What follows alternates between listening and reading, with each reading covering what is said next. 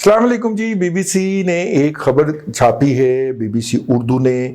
عابد حسین صاحب جو ہیں انہوں نے شروتی مینن کے ساتھ مل کے یہ لکھی ہے. ظاہر ہے نام سے یہی ظاہر ہے کہ وہ انڈیا میں ہوں گی. ان کا تعلق B B C reality check سے ہے اور عابد حسین کا تعلق بی بی سی اردو سے ہے. ان دونوں نے مل کے لکھی ہے. 10 دسمبر کو بی بی سی کی ویب سائٹ پہ یہ شائع ہوئی ہے اور اس میں بتایا گیا ہے کہ 750 سے زائد میڈیا آرگنائزیشن 15 سال سے دنیا بھر کے اندر غلط انفارمیشن پہنچانے کا جو کاروبار کر رہی ہیں کام. اور یہ رپورٹ کس نے مرتب کی ہے؟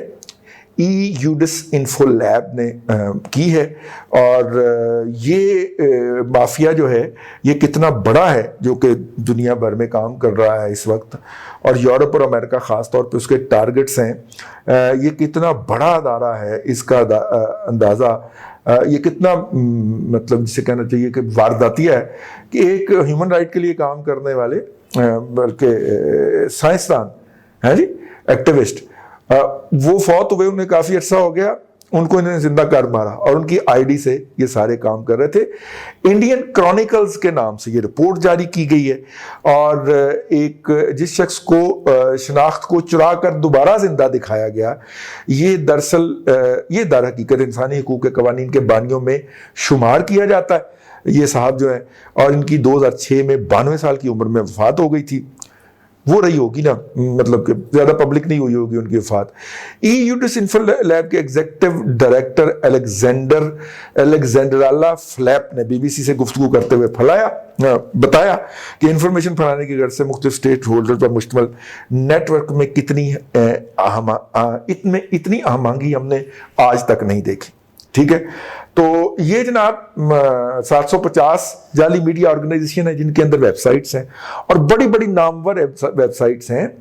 اور آپ لسٹ میں دیکھیے گا کہیں پرنٹ ان کا نام بھی نہ نکلا, print.in والوں کا بھی. ٹھیک ہے, میں کہہ رہا ہوں کہ نکل نہ آئے, دیکھیے گا ذرا غور سے. 750 کی لسٹ میرے سے تو نہیں پڑی گئی. اب اس 750 کی لسٹ کا مطلب کیا تھا؟ این جی او بھی انہوں نے رجسٹر کروا رکھی تھی, اس کے علاوہ انہوں نے تھنک ٹینک بنوا رکھے تھے, اس کے علاوہ انہوں نے نیوز ویب سائٹس بنا رکھی تھیں. ٹھیک ہے, مختلف تبصرہ نگار جو تھے ان کے یوٹیوب چینل وہ چلا رہے تھے, ان کی پروموشن کرتے تھے اور مطلب زیادہ سے زیادہ لوگ ان کو دیکھیں. اور یہ آگے کیا کرتے تھے, یہ جو غلط انفارمیشن اس میں ڈالتے تھے, وہ غلط انفارمیشن وہ تھنک ٹینکس جو تھے وہ آگے تھنک ٹینکس کو تقسیم کرتے تھے یا مختلف فورمز پہ لے کے جاتے تھے اور ان فورمز کے اوپر جا کے فیصلہ سازی کے اوپر اثر انداز ہوتے تھے. اس طرح کی 2 این جی اوز جو کہ ساؤتھ افریقہ میں بیس کرتی تھیں, انہوں نے جب اقوام متحدہ میں پاکستان کے خلاف غیر حقیقی الزامات لگائے اور بکواسیات کی تو پاکستان نے اس کی شکایت کی اور باقاعدہ ان الزامات کو فیکٹ سے کاؤنٹر کیا, جس کے نتیجے میں ان دونوں این جی اوز کے اوپر اقوام متحدہ کی طرف سے پابندی لگا دی گئی. یعنی وہ اقوام متحدہ کی اپرووڈ این جی اوز میں سے نکل کے ڈس اپرووڈ یا بینڈ این جی او کی کیٹیگری میں ڈال دی گئی. اس سے آپ اندازہ کریں کہ کہاں کہاں سے اٹیک آتا تھا. ٹھیک ہے نا. اب اس کو تھوڑا سا آگے لے کے چلتے ہیں اور آگے یہ وہ بہت بڑا نیٹ ورک ہے جی. خبر یہ نہیں ہے کہ وہ کام کر رہے ہیں, خبر یہ ہے کہ یہ ان کے موجودگی کی یا ان کی فنکشننگ کی اطلاع جو ہے وہ گزشتہ سال دے دی گئی تھی. اب جو ہے بتایا گیا کہ وہ ابھی تک بھی اسی دھڑلے کے ساتھ کام کر رہے ہیں بھیا. اب ظاہر ہے کہ ہم سے یہ چھوٹا سا آفس نہیں چلایا جا رہا. ٹھیک ہے, ہر مہینے یہی ہوتا ہے خدشہ کہ اگلے مہینے تو بند ہوا کہ ہوا.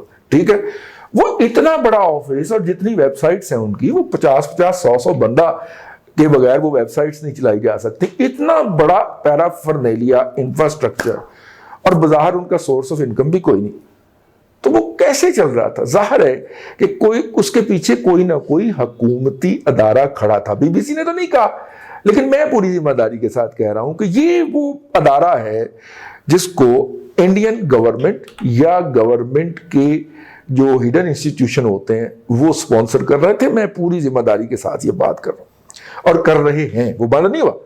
یہ بہت بڑی خبر ہے جی اس وقت, اور چونکہ گوگل اور فیس بک اور یہ سارے بھی انڈیا سے ہی اور انڈینز ہی کنٹرول کرتے ہیں, تو اس خبر کو گوگل کی سرچ میں نہیں آنے دیا جا رہا. میں نے ابھی اس پروگرام کے اندر آنے سے پہلے اس کو سرچ مارا, ٹھیک ہے نا, تو پھر اسپیشلی مجھے وہ لنک جا کے ڈھونڈنا پڑا ہے, اور خبر وہاں پہ ایگزسٹ کرتی ہے. میں نے کہا میں تو اس پہ وی لاگ بناؤں کہ یہ خبر ہٹا دی گئی, یعنی خبر ایگزسٹ کرتی ہے. جب میں براہ راست لنک سے گیا ہوں تو آ گئی ہے, گوگل میں نہیں آنے دی جا رہی. تو یہ بھی آپ اندازہ کریں کہ کس طریقے کے ساتھ کلیمپ ڈاؤن کیا جا رہا ہے. اور یہ کلیمپ ڈاؤن جو ہے یہ انٹرنیشنل ہے, اور اس کے اوپر جو ہے انڈین سینٹرک ہے. یہ تھوڑی سی تصویریں بھی آپ کو دکھا دی جائیں گی. سری واستوا جو ہے وہ گروپ ہے, اس کے نیچے فیک این جی اوز ہیں, تھنک ٹینک ہیں, اور یورپین یونین کرونیکل کی ویب سائٹس ہیں, ٹھیک ہے, مئی 2020 میں قائم ہوئی تھی, ٹھیک ہے.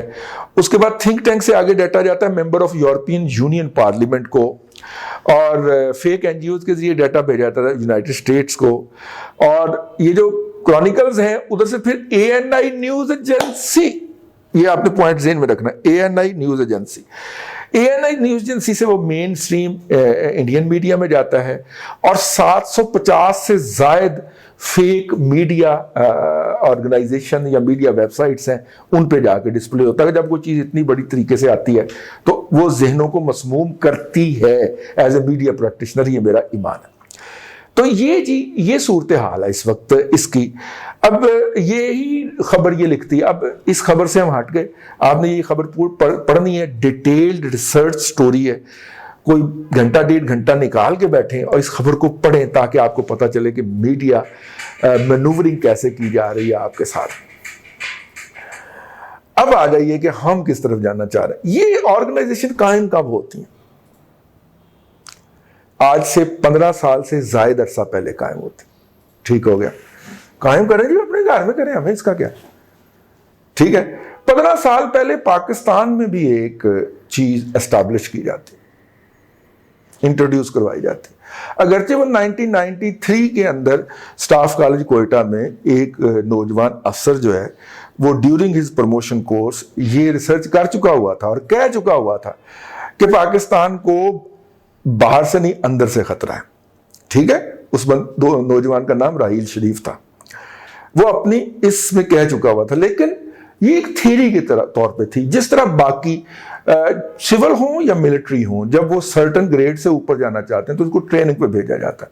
ٹریننگ میں اس کو مختلف ریسرچ پروجیکٹس دیے جاتے ہیں. ریسرچ تو نہیں ہوتے, وہ کرنٹ پروجیکٹ ہوتے ہیں, اس کے اوپر انہیں کہا جاتا ہے پالیسی میکنگ کریں, کیونکہ وہ سارے 19ویں 20ویں 21ویں گریڈ کے لوگ ہوتے ہیں. تو وہ پھر اس وقت ریسرچ کر کے تو رپورٹس لکھتے ہیں. ہمارے ہاں کیا, دنیا کے اندر کیا ہوتا ہے کہ ان رپورٹس کے اوپر عمل درآمد ہوتا ہے. ہمارے ہاں وہ رپورٹس جو ہیں وہ ایڈمنسٹریٹو سٹاف کالج کی لائبریری میں ہیں یا سٹاف کالج کوئٹہ کی لائبریری کے اندر محفوظ ہو جاتی ہیں for all ages to come, ٹھیک ہے. دنیا جب اس طرح کی ریسرچ کرواتی ہے تو اس پہ عمل درآمد کرتی ہے.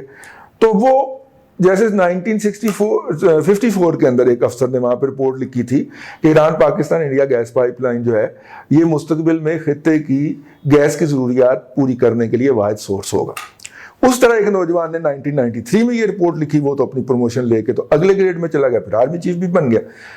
لیکن وہ رپورٹ وہاں پہ پڑی ہوئی تھی, اس کی جھاڑ پونچھ کر کے, اس کا گھٹا اتار کے مشرف صاحب کے دور میں یہ متعارف کروائی جاتی ہے کہ پاکستان کو باہر سے نہیں اندر سے خطرہ ہے.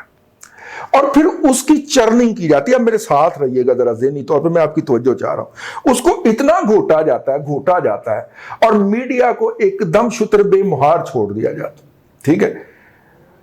اور میڈیا کا کارڈ ہونا جو ہے نا وہ باعث عزت ہو جاتا ہے. اور ہمیں حیرت ہوتی ہے یار کہ ہمیں 15 سال سے پتہ ہی نہیں چلا کہ میڈیا کی اتنی ٹور شور بھی ہو سکتی ہے.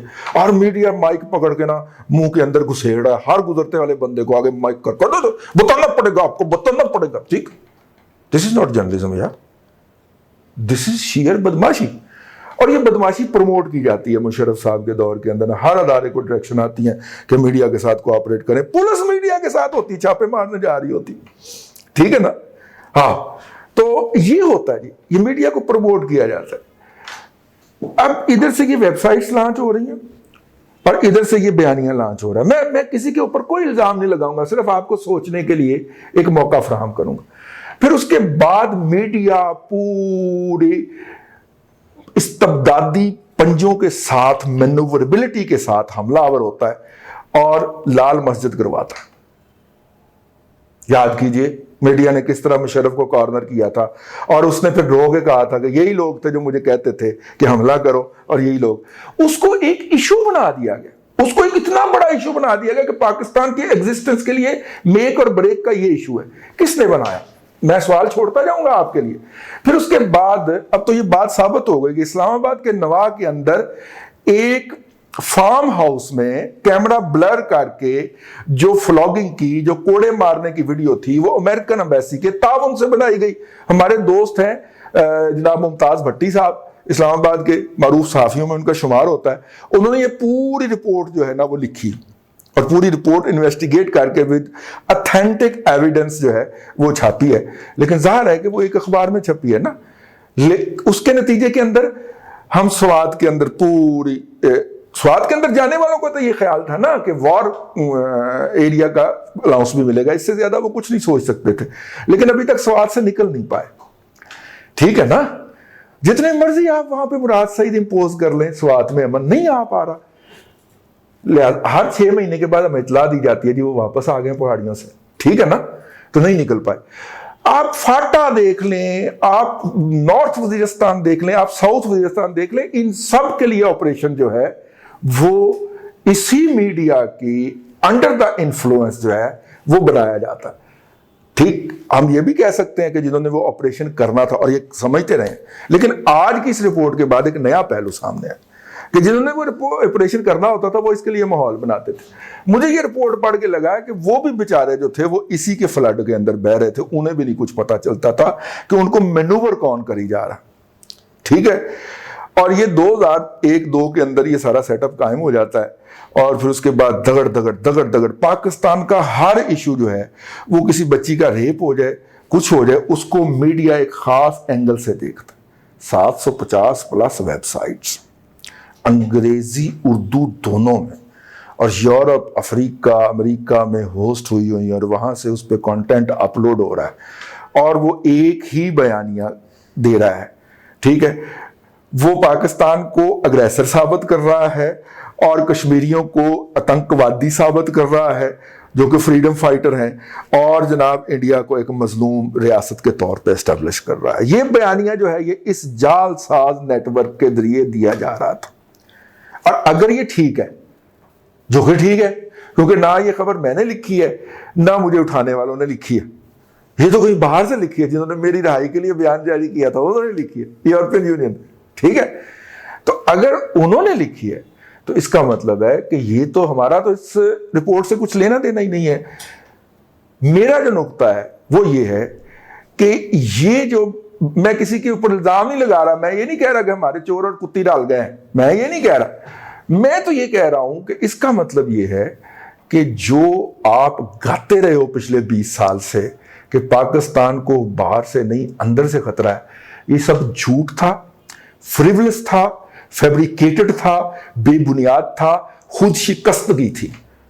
اور پاکستان نے اگر آگے بڑھنا ہے اور سنگل جیوگرافیکل اینٹی کے طور پہ بڑھنا ہے اور ایسے ملک کے طور پہ بڑھنا ہے جہاں پہ ہر بندہ دوسرے کے لیے پیچھے ڈانگ لکا کے نہ کھڑا ہو کہ یہ ذرا باہر نکلے, میں نے اس کے سر میں سر پھاڑ رہا ہے, یعنی کہ انارکی کی صورت نہ ہو, تو پھر اس بیانیے سے واپسی کا, اباؤٹ ٹرن کا, یو ٹرن کا وقت ہوا چاہتا ہے. پاکستان کو نہ اندر سے خطرہ کبھی تھا, نہ ہے, نہ ہوگا. پاکستان کو باہر سے خطرہ تھا, باہر سے خطرہ ہے, اور باہر سے خطرہ رہے گا. بہت ساری باتیں اس ویلاگ میں رہ گئی.